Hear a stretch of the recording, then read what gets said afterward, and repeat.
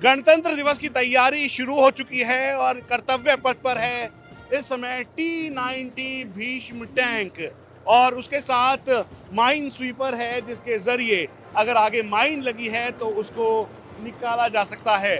वहीं दूसरी तरफ T-90 टैंक्स के कंटिंजेंट कमांडर के तौर पर 3 इस समय T-90 टैंक्स पार्टिसिपेट कर रहे हैं। ये जो आगे आप जौ दिखाई दे रहा है, दरअसल इसके जरिए अगर माइन लगी है किसी भी लोकेशन पे तो उसको पूरी तरीके से खोद के निकाला जाता है और फिर उसके बाद इसमें जो बैरल है, जो गन है, 5 किलोमीटर तक गोले दागने की इसकी शक्ति है।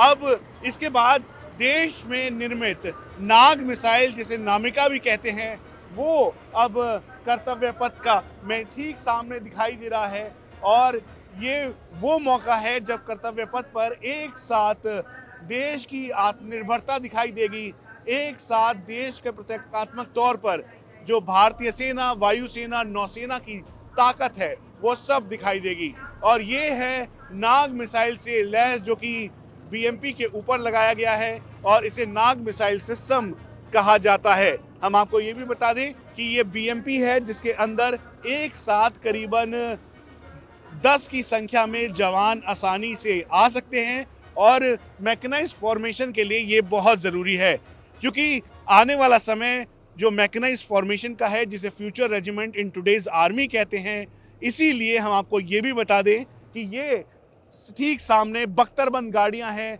जिसे ICV इन्फेंट्री कॉम्बैट व्हीकल कहते हैं और ये है BMP के अंदर एंटी टैंक गाइडेड मिसाइल लगी है, जिसमें कॉन्कोर जैसी मिसाइल से इसे लैस किया गया है, एंटी एयरक्राफ्ट गन है और इसके साथ साथ इसके ज़रिए जो BMP-2 है, जिसे हाल ही में डेवलप किया गया, इसे सारथ भी कहा जाता है।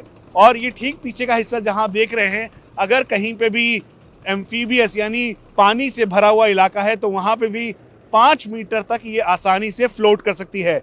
और ये जो 2 कपोलाज हैं, इसके अंदर 3+7 यानी कुल मिला के 10 की फॉर्मेशन में जवान आसानी से एक जगह से दूसरी जगह जा सकते हैं। हाल ही के दिनों में मॉडर्नाइजेशन की बात की गई है और 2025 ट्रांसफॉर्मेशन ईयर के तौर पर देखा जा रहा है। इसीलिए जो पोलरिस जो गाड़ियां हैं, जो कि हाल ही के दिनों में यहाँ पे ऑल टेरेन व्हीकल के तौर पर, चाहे हाई ऑल्टीट्यूड एरिया हो या फिर दूसरे इलाके, वहाँ पर इनको रखा गया है और ये चाहे रेगिस्तान का एरिया हो या फिर पहाड़ी एरिया, आसानी से वहाँ पर चल सकते हैं। इसीलिए इन गाड़ियों को हाई ऑल्टीट्यूड एरियाज में रखा गया है। ये पूरी तरह से देश में निर्मित जो गाड़ियां हैं, बख्तरबंद गाड़ियां, चाहे फॉरवर्ड लोकेशन हो जम्मू कश्मीर की या फिर लाइन ऑफ एक्चुअल कंट्रोल या फिर रेगिस्तान का इलाका, उन सभी जगहों पर रखने के लिए ये जो अरमाडो है उसको लगाया गया है और साथ में ये एरावत है। ये माउंटेड इन्फेंट्री मोटार सिस्टम है जिसके अंदर मोटार लगा हुआ है और ये अरमाडो है जिसे बजरंग भी कहा जाता है और ये लाइट स्पेशलिस्ट व्हीकल्स हैं। आप वो ठीक सामने देखिए तो जो एरावत है, जिसे vehicle mounted infantry motor system कहते हैं, उसमें पीछे मोटार लगा है। आसानी से जो गोले हैं वो उसमें लगाए जाते हैं और फिर रेंज वेरीफाई करते हुए जहां पर दुश्मन है वहां इसे फायर किया जा सकता है। हाल ही के दिनों में आपने पर्वतों पे कई अलग अलग व्हीकल्स देखे होंगे और इसीलिए ये जो व्हीकल है वो पूरी तरह से तैयार है, खासतौर पे एम्फीबियस ऑपरेशन, जहां दलदली मिट्टी है, पानी के ऑपरेशंस हैं, वहां पर इसे स्पेशलिस्ट मोबिलिटी व्हीकल कपिध्वज कहा जाता है। और ये चाहे भुज का एरिया हो या फिर रेगिस्तान का एरिया या पहाड़ी एरिया, उन सभी जगहों पर इसका डिप्लॉयमेंट है। ये पहला मौका है जब यूनाइटेड नेशन के फ्लैग के 2 जो QRFV हैं, जिनको हाल में लेबनान भी भेजा गया है, पूरे मेक इन इंडिया के तौर पर उनको यहाँ पर लाया गया है, दर्शाया गया है और पहली बार यूनाइटेड नेशन के फ्लैग के तहत, उस मैंडेट के तहत यहाँ पे इसको ले जाया जा रहा है और ये कर्तव्य पथ का हिस्सा होगा।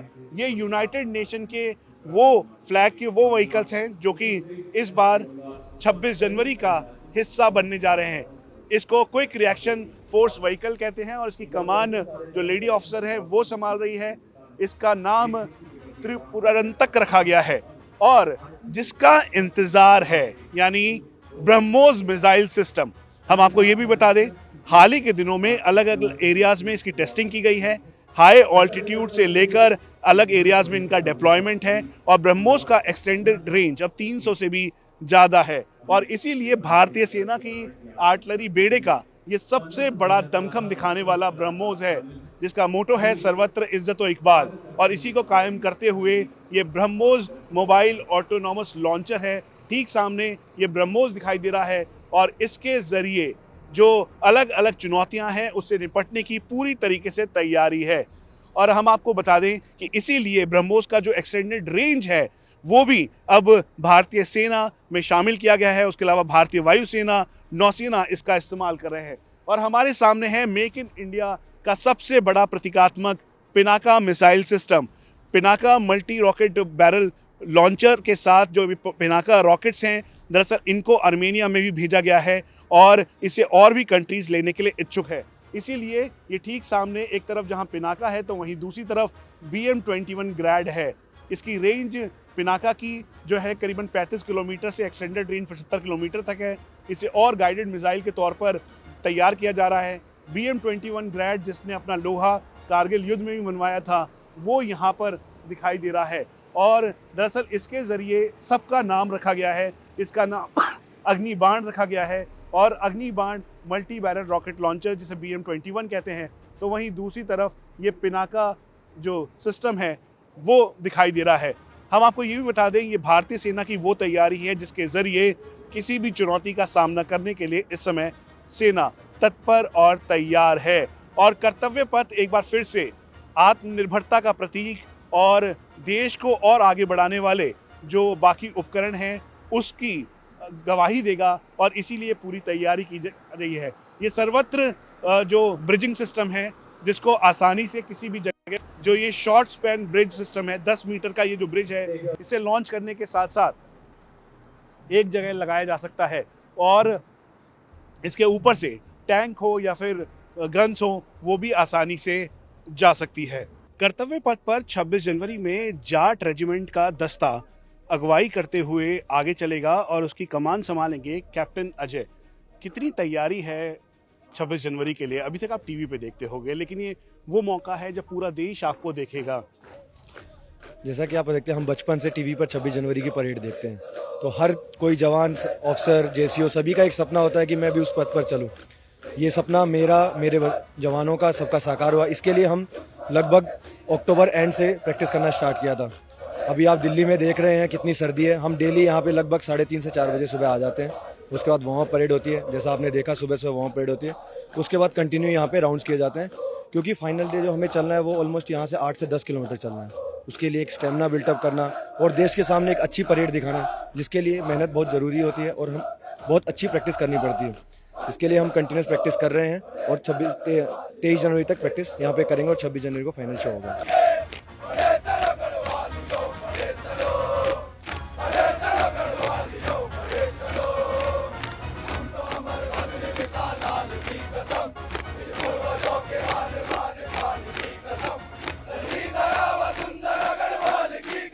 जैसे आप देख सकते हैं हमारे गढ़वाल राइफल कंटीजेंट जो है, हम करीबन अभी 4 महीने से यही प्रैक्टिस कर रहे हैं।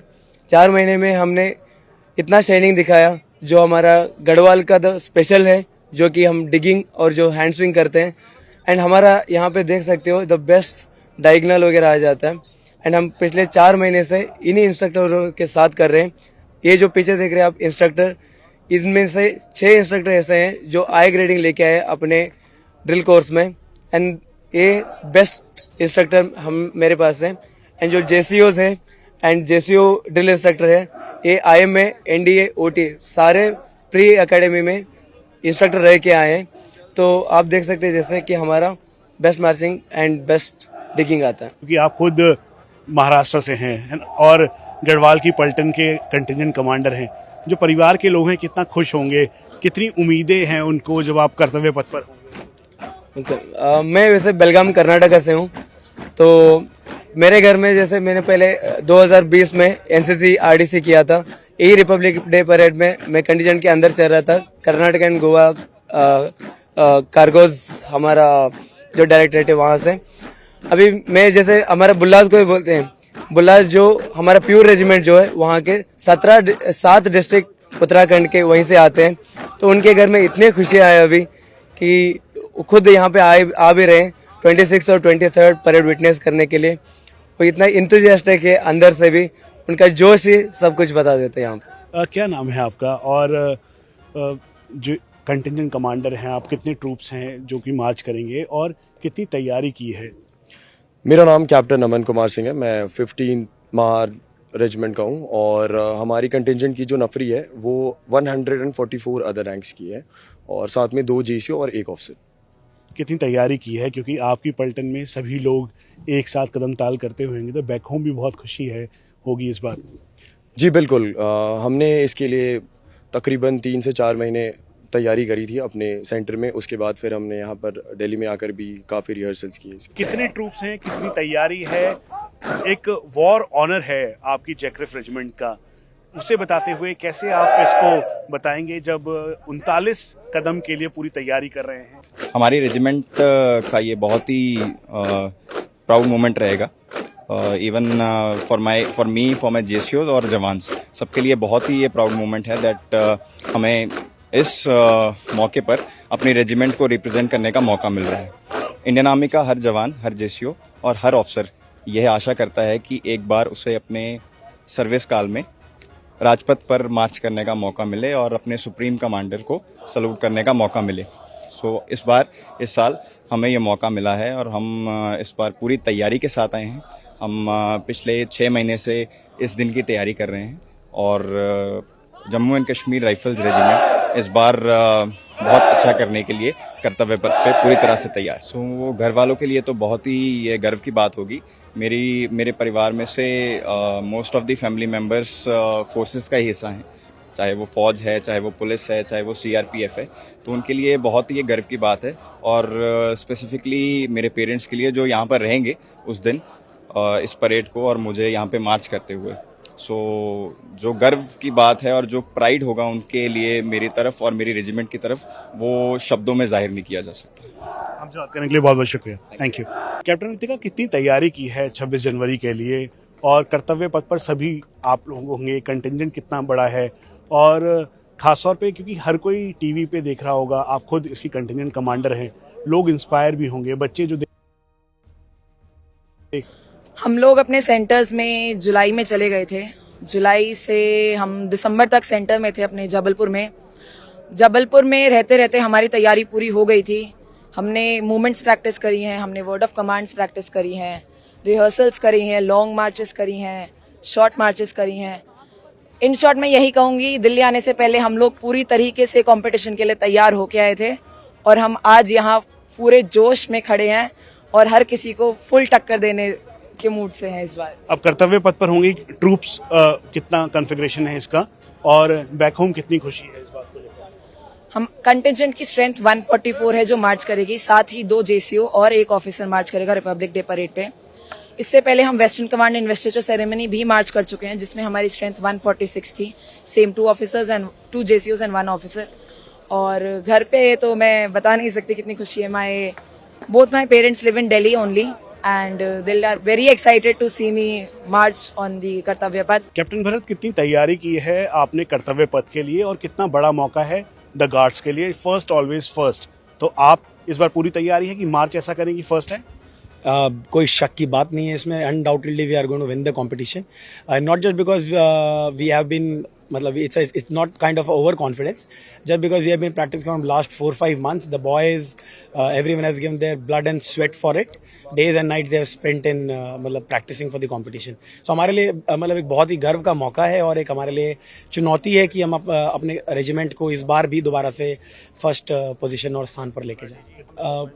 आपने पूछा कि समय, कितने समय आप प्रैक्टिस करते हैं? एक सैनिक के लिए 24 घंटे दिन के वो भी कम पड़ जाएंगे यदि वो अपने जज्बे से अपने एम की तरफ, गोल की तरफ बढ़ता चला है। तो हमारे लिए समय का कोई बाउंडेशन नहीं था। हमारा मोटो कहता है पहला हमेशा पहला। तो जब तक हमारी ड्रिल और टर्नआउट और हमारा एकदम पूरा ढांचा बेहतरीन और अव्वल दर्जे का नहीं हो जाता, तब तक हम लगे रहते थे पुराने 2-3 महीने के टाइम पीरियड के दौरान। और जब अभी प्रैक्टिस के दौरान जब डाइस के सामने से निकलते हैं और वो मन में, दिमाग में आता है कि सुप्रीम कमांडर प्रेसिडेंट बैठे होंगे और उनको सैल्यूट देंगे, तो अपने आप में एक बहुत गर्व का पल है मेरे लिए। मैं यहीं दिल्ली का रहने वाला हूँ, नरेला से मेरा गांव है। तो मेरे लिए इतनी बड़ी जगह पर आकर अपनी रेजिमेंट का नाम रोशन करना अपने आप में बहुत गर्व की बात है। महाभारत के युद्ध में संजय की जो भूमिका थी, यानी धृतराष्ट्र को महाभारत के रण क्षेत्र में क्या हो रहा है बताने की, ठीक वैसी ही भूमिका भारतीय सेना के इस संजय की है। दरअसल हम आपको बता दें कि 2025 ईयर ऑफ ट्रांसफॉर्मेशन और टेक्नोलॉजी के तौर पर देखा जा रहा है। इसीलिए भारतीय सेना ने अपने को शामिल किया, जिसकी भूमिका संजय के तौर पे है, इसीलिए इसका नाम संजय रखा गया है। इसमें ड्रोन है जो कि आसपास के पूरे एरिया की रेकी और सर्वेलेंस कर सकता है। उसके अलावा बीएफएसआर के जरिए ये पूरी प्रॉपर इंफॉर्मेशन कलेक्ट करता है और इंफॉर्मेशन कलेक्ट करने के बाद सैटेलाइट के जरिए कमांड कंट्रोल इंटीग्रेटेड सेंटर में ये पूरी जानकारी रियल टाइम पर देता है। यहां तक कि इसके साथ साथ नाइट विजन डिवाइसेस और बाकी सभी उपकरण इसमें लैस है। और इस बात का ध्यान रखा गया है कि चारों तरफ होने वाली हर एक हरकत की नजर, यानी रणक्षेत्र की पूरी जानकारी रियल टाइम पर कमांड कंट्रोल इंटीग्रेटेड सेंटर में दी जाए। और इसकी अहमियत खासतौर पे लाइन ऑफ एक्चुअल कंट्रोल से लेकर लाइन ऑफ कंट्रोल और रेगिस्तान के एरियाज में जो इंटरनेशनल बॉर्डर है वहां पर है। इसलिए हाल ही के दिनों में इसे लाइन ऑफ कंट्रोल और लाइन ऑफ एक्चुअल कंट्रोल के बेहद करीब डिप्लॉय भी किया गया है, जहां पर इसके जरिए कई सारे जो एडवर्सरी की जानकारियां और साथ में थ्रेट है उसको एसेस भी किया जा रहा है। ब्रह्मोस मिसाइल की भूमिका इस समय भारतीय सेना, वायुसेना और नौसेना तीनों में बहुत अहम है। भारतीय सेना के पास ब्रह्मोस की 4 रेजिमेंट हैं जो कि अलग अलग जगहों पर डिप्लॉयड है। सुरक्षा कारणों से हम आपको जगह नहीं बता सकते, लेकिन हम आपको बता दें कि सुपरसोनिक मिसाइल से लेकर आने वाले समय में हाइपरसोनिक मिसाइल के तौर पर इसको सेना की आर्टिलरी रेजिमेंट का एक अहम हिस्सा है। ये करीबन 400 किलोमीटर तक की एक्सटेंडेड रेंज है और इसके साथ साथ इसे आगे भी बढ़ाया जा सकता है। ये मोबाइल होने की वजह से, यानी ये गाड़ी के ऊपर माउंट है, जिसकी वजह से आसानी से इसे एक जगह से दूसरी जगह डिप्लॉय किया जा सकता है। और खास तौर पे लाइन ऑफ एक्चुअल कंट्रोल में जब हालात की स्थिरता बदलती हुई दिखी, जब वहां पर काफी ज्यादा हलचल मची, तो उसके बाद आसपास के इलाकों में भी इसे डिप्लॉय किया गया। इस बार कर्तव्य पथ के लिए कितनी तैयारी की है? आपके साथ कितने बाइकर्स होंगे, कितने जवान और मेरा नाम कैप्टन आशीष राणा है। मैं वन सिग्नल ट्रेनिंग सेंटर से हूँ और मैं motorcycle display team core of signals का टीम कैप्टन हूँ। इस साल हम टोटल मिला के 18 स्टंट्स करने वाले हैं। टोटल 35 मोटरसाइकिल आई है हमारे साथ, जिसमें 2 अफसर, 1 जेसीओ और 133 अदर रैंक्स शामिल हैं इस परेड में। कितनी तैयारी की है इसके लिए? आपने कितनी ड्रिल्स की तैयारी की? इसकी ड्रिल्स काफ़ी टाइम से चल रही हैं। पिछले 1 साल से हमारी टीम बहुत मेहनत कर रही है इसके ऊपर। हमें ये डिटेलमेंट 1 साल पहले मिल गया था, तो पूरे 1 साल से हम इसके ऊपर तैयारी कर रहे हैं। हर एक स्टंट के ऊपर बहुत ध्यान दिया गया है। और मैं ये बताना चाहूँगा कि हमारी team motorcycle display team 1935 onwards active है इंडियन आर्मी में। और इतने सालों से हमारा बस ये पेशा रहा है कि हम बेहतर से बेहतर मोटरसाइकिल डिस्प्ले कर पाएँ, पैन इंडिया और इंटरनेशनली भी।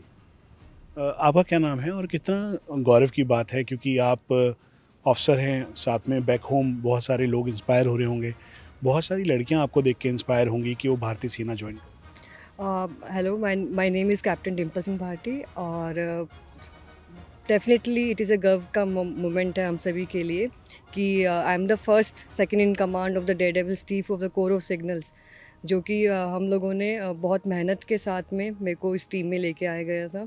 एंड सब घर पे बहुत खुश हैं और बहुत गर्व फील कर रहे हैं इस चीज़ का। सो एवरीबॉडी तैयारी की है इस पूरे कर्तव्य पथ की? तो जैसा कि हमारी टीम कैप्टन ने आपको बताया कि हम लास्ट 1 साल से इस चीज़ के लिए प्रैक्टिस कर रहे थे और अभी भी हम 1-2 महीने से यहाँ पर हैं दिल्ली के अंदर, और रेगुलर प्रैक्टिस के साथ हम लोग कह सकते हैं कि हाँ, we are ready to be marching on the Kartavya Path. जो आपको सुन रहे हैं उनको क्या कहना चाहेंगे, खासतौर पे जो यूथ है, जो गर्ल्स हैं? मेरी तरफ से सबके लिए एक ही मैसेज है कि अगर ज़िद है और जुनून है आपके अंदर तो आप कोई भी मुकाम हासिल कर सकते हैं। आप क्या कहना चाहेंगे सभी यूथ को जो आपको सुन रहे हैं? मैं यूथ को ये कहना चाहूँगा कि आप कड़ी से कड़ी मेहनत करते रहिए और जिस मुकाम पे आपको पहुँचना है आप एक दिन वहाँ पहुँच जाएंगे।